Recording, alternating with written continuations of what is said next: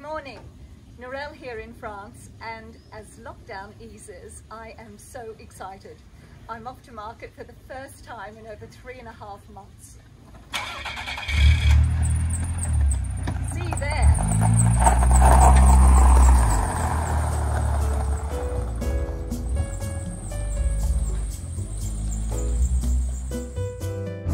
I'm suffering from market withdrawal, so I'm off to Nice. Let's see what we can find.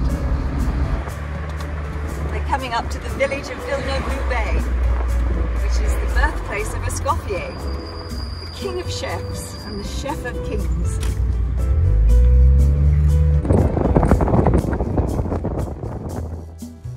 This is Nice's Promenade des Anglais. And here's the famous Negresco Hotel in all its glory. And here we are, arriving in the market. So exciting.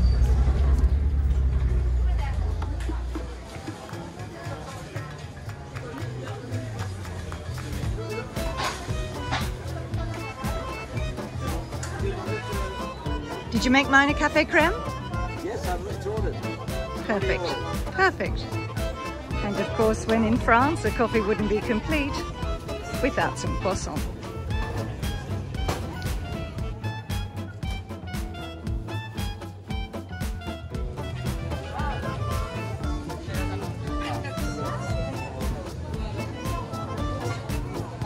I found my beans.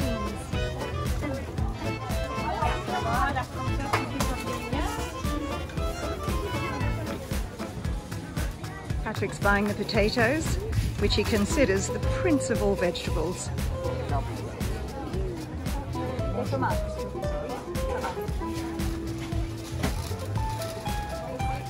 Merci, au revoir.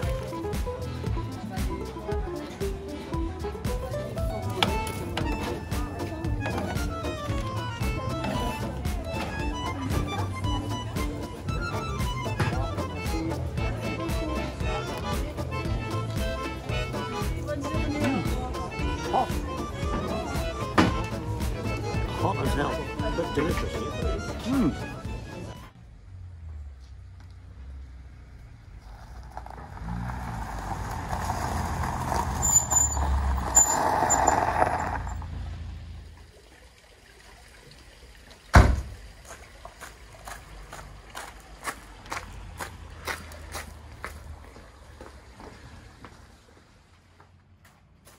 Well, that was fun.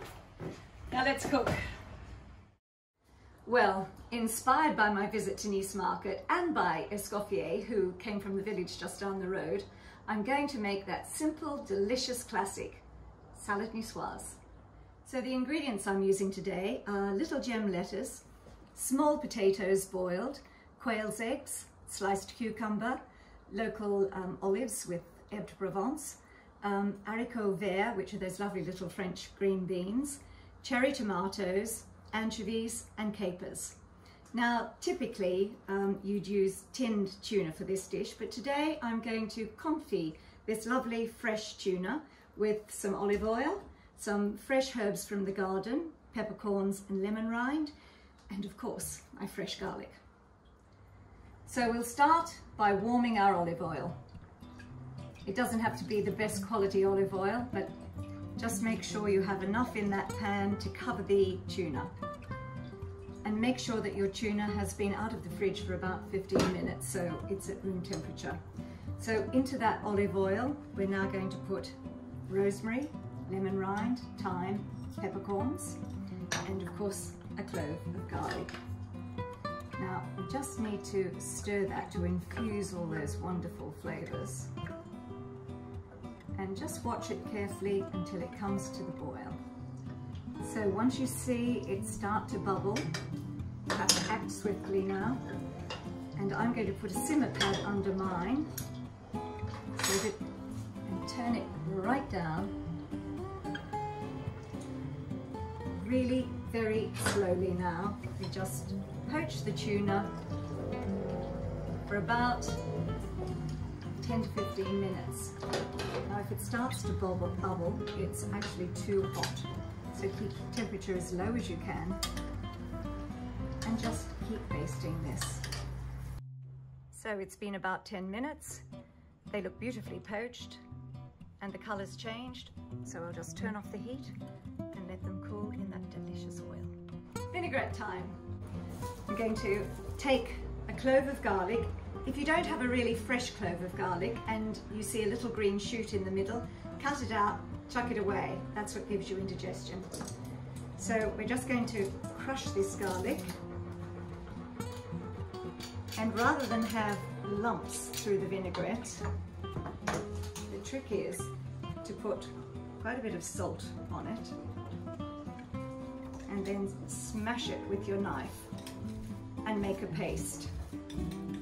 Much as I love garlic, I don't really want to have lumps of it through my vinaigrette. Now you'll obviously have to adjust the seasoning and not add any salt, not much anyway. And that about does it. So, into the jar. Now, we'll also add a teaspoon of Dijon mustard and a little pepper. Now, I'm going to use apple cider vinegar, but white wine vinegar, even red wine vinegar is fine. And mix that together, and the salt will dissolve in the vinegar. Perfect.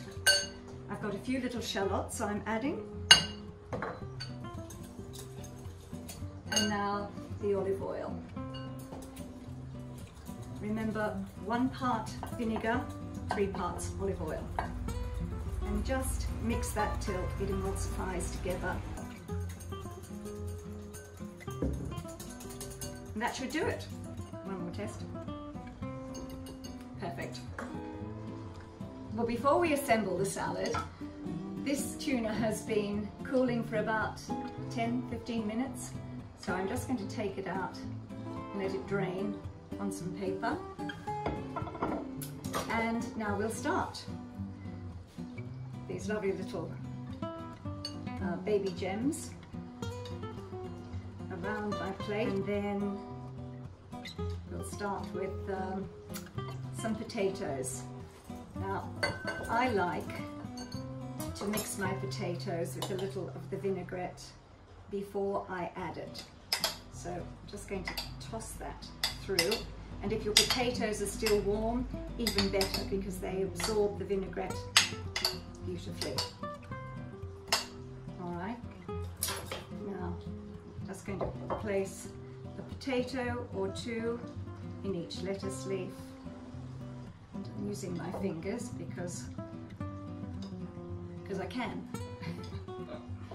All right, and now let's see, some beans, and I think the same thing. I'm going to dress it here. You can even use your fingers, just so that again they absorb all the lovely vinaigrette. Place them around.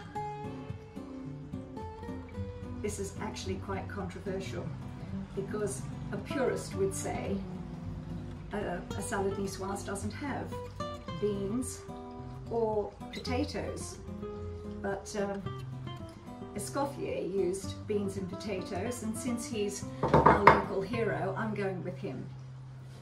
And now some cucumber.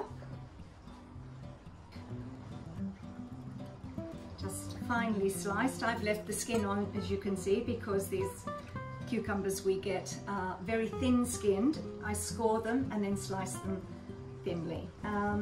Tomatoes, of course.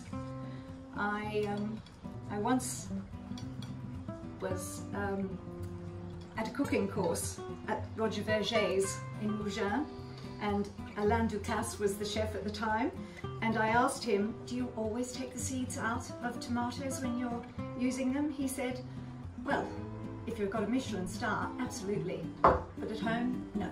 So I've added a few little quail's eggs. Of course, any egg will do, but I think these are quite sweet. Mouth size. I know not everybody eats anchovies, but in fact Patrick and I love them. So I'm going to indulge and have quite a few anchovies here. But for those of you who don't, as an option, maybe just take an olive, wrap an anchovy around it. Let's put them up here. It's a bit of anchovy overkill for some people, but leave them out obviously if you don't like anchovies. And if you think they're too strong, you can always run them under a tap of warm water or soak them in milk. But of course, if you do like anchovies, fabulous. And what are we missing now? Maybe a few more olives and our capers. Any little capers will do sprinkled on the top, but I happen to have some big ones, so we can throw those around. I'm going to drizzle a little more vinaigrette, particularly over the tomatoes, because having peeled them, they're going to absorb that a lot better. And now for the pièce de résistance, the tuna. On top, a little sprig of my beautiful purple thyme picked from the garden. And there we have it, the perfect summer lunch from the south of France. Now I'm going to whip up another one while Patrick lays the table, and then we'll join you there with also a little leftover vinaigrette and probably some homemade mayonnaise. Yeah. Well, that was certainly a lovely day. Yeah, and about time. It was good to get out. It certainly was. It's been a long time coming. And a salade niçoise. I mean, what could be better for a late lunch in summer? And I've even made your homemade mayonnaise. There are certain people who believe that a salade niçoise is not complete without a homemade mayonnaise. Actually, there is so much controversy surrounding salade niçoise. It doesn't matter where you research, what you read, which chefs you listen to. Every single person has a different opinion. There aren't two people in France, let alone in the planet, who can agree on the definitive salade niçoise. So my advice is basically look at all the ingredients. The ones you like, use them, and the ones you don't, leave them out. And the bottom line is all the ingredients are local and come from Nice, so in my mind it's a salade niçoise. And what are we drinking with this? Well, it's a Valbourget, Domaine de Valbourget, which is my family vineyard, which is not far from here, near Saint-Tropez, and it's a perfect marriage. It's a light rosé, a light pale rosé, and it's going to go perfectly with this. Well, santé. So, santé ma chérie. And bon appétit everyone. Bon Cheers. appétit. Mm.